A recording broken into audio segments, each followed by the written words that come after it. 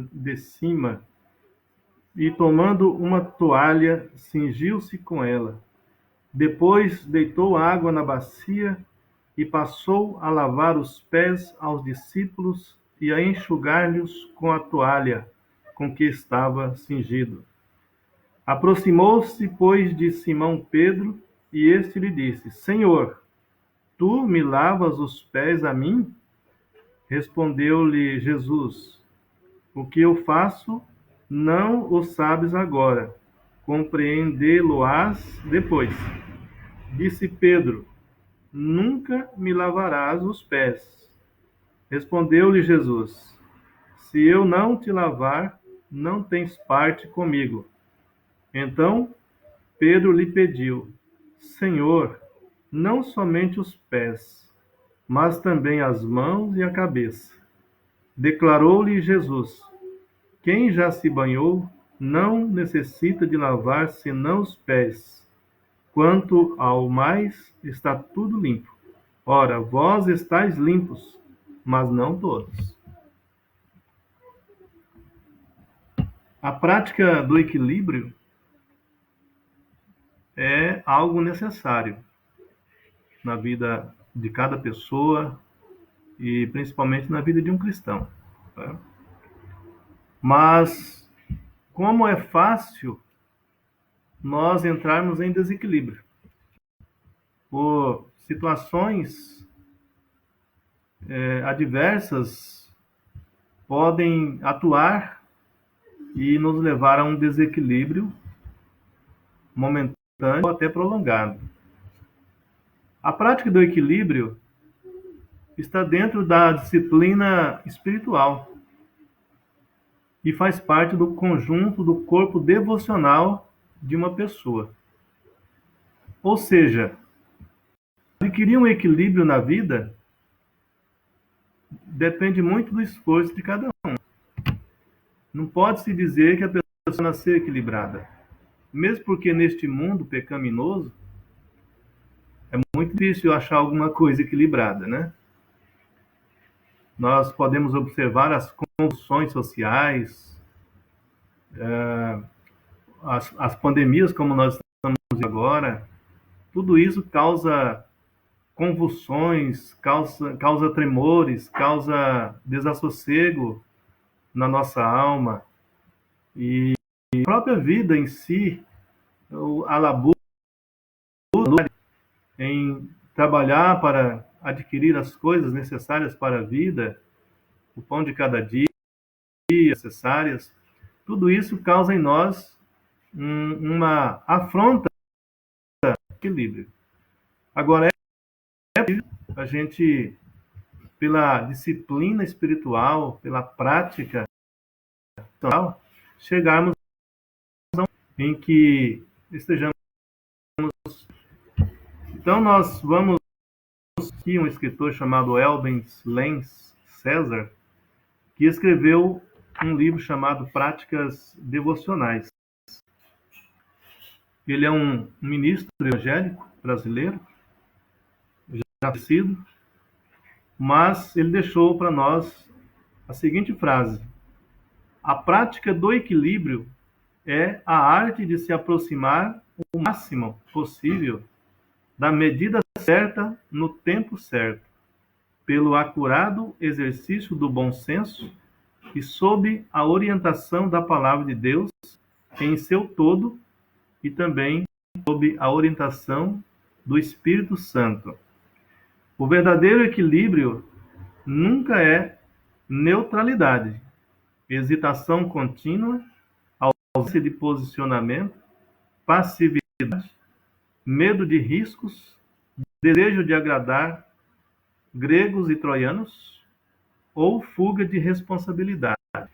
Ao contrário, a prática do equilíbrio em geral é a mais trabalhosa e a mais criticada das posições, pois não conta com o das multidões que se encontram no extremo ou em outro. Então ele deixa pontuado para nós aqui algo interessante, que é a luta pessoal dentro da disciplina da prática devocional em busca de uma paz interior, de um equilíbrio interno para o enfrentamento das turbulências externas, que, embora externas, atingem o nosso interior e pode provocar convulsões ali dentro. Então, não é à toa que Jesus se posiciona, diz para os seus discípulos: eu vos dou a minha paz vos dou, não vou-la dou como a dá o mundo. Portanto, a base do equilíbrio de cada cristão em particular, é essa confiança na presença de Jesus, nessa dádiva que ele concede a cada um de nós, para que a partir dessa semente que ele coloca no nosso coração, que é a fé, possamos, pelo exercício espiritual, pela disciplina devocional, alcançar um ponto de equilíbrio em nossa vida. Nesse texto da Bíblia que nós lemos, do Evangelho de João, capítulo 13, do verso 4 até o 10, nós encontramos uma passagem em que Jesus está junto com seus discípulos em determinado lugar e ele surpreende a todos quando cinge a sua roupa, ou seja, enrola as mangas para deixar os braços, as mãos livres, pega uma toalha, coloca sobre os ombros, pega uma bacia com água e começa a lavar os pés dos discípulos. E ele diz: vocês me chamam de mestre e me consideram o maior. E de fato, eu sou o mestre e sou o maior. Mas eu vou deixar exemplo para vocês, que maior é o que serve. Então ele começa a lavar os pés aos discípulos e quando chega diante do apóstolo Pedro, Pedro se nega a deixar Jesus a lavar os seus pés. Ele diz categoricamente ao mestre: de maneira nenhuma o Senhor lavará os meus pés. E Jesus, contrapondo ao pensamento e à fala de Pedro, diz para Pedro: se eu não lavar os teus pés, você não terá parte em mim. Quando Pedro ouve essa palavra, ele retorna para Jesus, já pulando para outro extremo. Veja que no momento antes, ele se posicionou radicalmente contrário. Ele não queria jamais que Jesus lavasse seus pés. Agora não, agora ele pede para Jesus lavar os pés, as mãos, a cabeça, se possível até jogasse um balde d'água sobre ele ali. E Jesus diz: não, basta os pés, porque vocês já estão limpos. Vocês não precisam, quem tomou banho por inteiro não precisa mais tomar banho antes de deitar, basta lavar os pés, as mãos, a higiene mínima.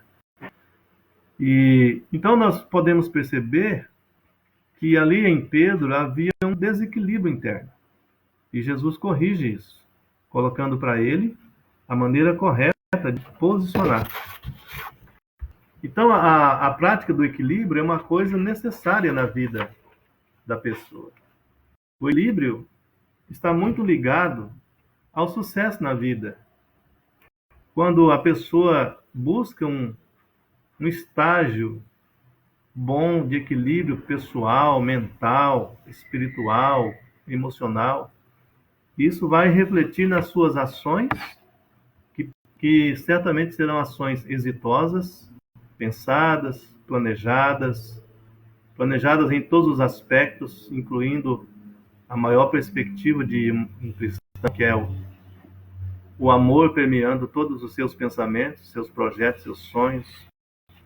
E então, um projeto, uma ideia, um sonho, uma meta que é buscado com equilíbrio, certamente conduzirá ao sucesso. Mais cedo ou mais tarde chega-se ao sucesso.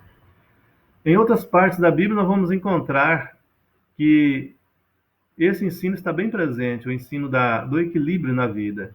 Quando Paulo e Tiago têm uma dificuldade teológica doutrinária sobre a fé e as obras, Tiago dando um destaque maior às obras e Paulo dando um destaque maior à fé. Depois, Paulo, refletindo bem sobre o assunto, ele diz que a fé sem as obras não é nada, mas as obras sem a fé também não é nada. Então precisa haver uma simbiose, Precisa haver um equilíbrio, uma junção das duas realidades. Elas não são excludentes, elas são concludentes. Então é preciso unir a fé e produzir as obras, e através das obras provar que de fato a fé habita em nosso coração. E então nós vamos perceber que as escrituras elas são bem taxativas, bem claras nesse ensino, quando mostra que há uma necessidade de buscarmos um equilíbrio na nossa vida e praticar esse equilíbrio, né? Buscar esse equilíbrio e praticar esse equilíbrio. Esse equilíbrio deve perpassar as áreas da nossa vida. Por exemplo, no conceito pessoal, a Bíblia ensina que ninguém deve pensar de si mesmo além do que convém, mas também não deve pensar a quem. Nós não podemos ter aquele espírito orgulhoso de acharmos que somos melhor do que todos. Aliás, a Bíblia já nivela todo mundo quando diz que no mundo não há quem não peque. Por isso, todos somos pecadores iguais diante de Deus. Não tem gente melhor, gente pior. Somos todos iguais. Nesse sentido, nós precisamos tomar muito cuidado com a soberba. Às vezes, por causa de uma posição que Deus permitiu que nós chegássemos, uma posição intelectual, ou uma posição de destaque material, ou até mesmo uma beleza física, uma condição que nos leva a um destaque diante dos demais, diante da sociedade. Isso pode provocar em nós uma soberba, um orgulho, uma altivez de espírito. Isso não agrada a Deus. Mas também não podemos ser aqueles que vivem sempre com a cabeça baixa, achando que não é nada, achando que não pode fazer nada, não pode realizar nada, não pode conseguir nada, que nasceu para ser um derrotado, uma derrotada, nada disso. As duas posições são extremas e Deus deseja que nós cheguemos a um equilíbrio no nosso conceito pessoal. Não ficar para trás e nem avançar além daquilo que de fato nós somos. No estado de espírito, vamos buscar o nosso equilíbrio. A Bíblia ensina que o servo e a serva de Deus precisa ser prudente como as serpentes e ao mesmo tempo simples como as pombas. Entre o otimismo fácil e beato de alguns e o pessimismo excessivo ou doentio de outros, há um lugar intermediário. A euforia, como o desalento, também pode ser maléfica. Então, nesse sentido, nós precisamos ter um autocontrole do nosso espírito para não permitir que busquemos extremos na autoridade, no nosso espírito, na nossa alma. Experiências de prazer também na vida, nós precisamos buscar o equilíbrio. Ensina que nada aproveita ao homem ganhar o mundo e a alma.